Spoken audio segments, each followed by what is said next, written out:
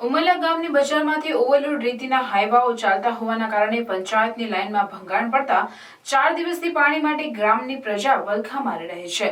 ત્યારે ભાજપના જ તાલુકા પંચાયતના સદસ્યએ પ્રજાજનોની વહારે આવી ઓવરલોડ રેતીના હાઈવાઓ બંધ નહીં થાય તો આંદોલન કરવાની ચીમકી ઉચ્ચારી છે।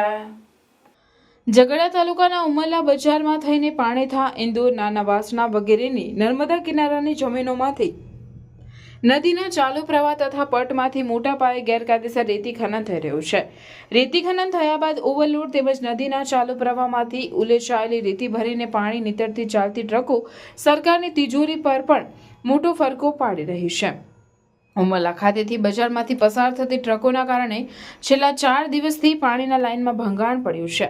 ગ્રામ પંચાયત દ્વારા તેને શોધવાનો પ્રયત્ન થઈ રહ્યો છે, પરંતુ ક્યાં ભંગાણ પડ્યું છે તે મળી રહ્યું નથી। તેથી 4 દિવસથી ઉમરલાના ગ્રામજનો કેટલાક વિસ્તારમાં પાણી માટે ટળવળે છે। ત્યારે તાલુકા પંચાયતના સદસ્ય ભાર્ગવ પટેલે આ બાબતે આંદોલન કરવાની ચીમકી ઉચ્ચારી છે। તેમણે જણાવ્યું છે કે ઓવરલોડ રેતીના વહનની ટ્રકોના કારણે પાઇપલાઇનમાં છેલ્લા 4 દિવસથી પાણીનું ભંગાણ પડ્યું છે।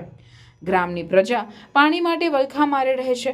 ઉમરલા ગામમાંથી 2 નંબરમાં રોયલ્ટી વગર તથા ઓવરલોડ વાહનો, રેતીના વાહનો ચાલે છે, જેના કારણે અવારનવાર ગ્રામ પંચાયતની પાણીની લાઈનો તૂટી જાય છે, અકસ્માતો થાય છે અને સ્થાનિકોના વેપાર ધંધા માટે પણ અવિરત ચાલતી ટ્રકોના કારણે સમસ્યાઓ ઊભી થાય છે। જો તાત્કાલિક આ બંધ કરવામાં નહીં આવે તો મોટા પાયે આંદોલન કરવાની ચીમકી ભાજપના જ તાલુકા પંચાયતના સદસ્ય ભાર્ગવ પટેલે ઉચ્ચારી છે। હવે જોવાનું રહ્યું કે રેતીના 2 નંબરના ગોરખ ધંધા સાથે સંકળાયેલ રાજકીય નેતાઓ ઉમરલાના ગામની બજારમાંથી ઓવરલોડ તેમજ પાણી નીતરતી ચાલતી રેતીની હાઈવા ટ્રકો બંધ કરાવે છે કે પછી રેતીની ટ્રકો યથાવત ચાલતી જ રહેશે તે તો સમય જ બતાવશે।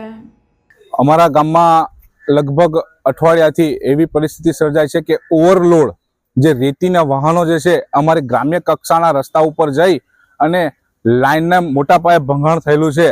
તો એ લાઈન ક્યાં જ ફાટલી છે એ અત્યાર સુધી પણ મળી નથી અને 3-4 દિવસથી લોકો પાણી વગર ઉભેલા છે, વગર પાણી। અને લોકો તમે જોઈ રહ્યા પેલા જગ ભરીને પણ હમણાં જગ ભરવા જાય છે અને આ હાઈવા કાયદેસર અમારા ગ્રામ્ય કક્ષાના રોડ પરથી બંધ થવા જોઈએ। ઓવરલોડ હાઈવા જે 2 નંબરી ચાલે છે, વગર રોયલ્ટી પણ ચાલે છે। રાત્રે તમે ચેક કરશો તો તમને ખબર પડશે વગર રોયલ્ટીના પણ હાઈવા ચાલે છે। જો આ હાઈવા બંધ નહીં થાય તો મોટા પાયે આંદોલન કરવાની ગ્રામજનોની આ મૂડમાં છે।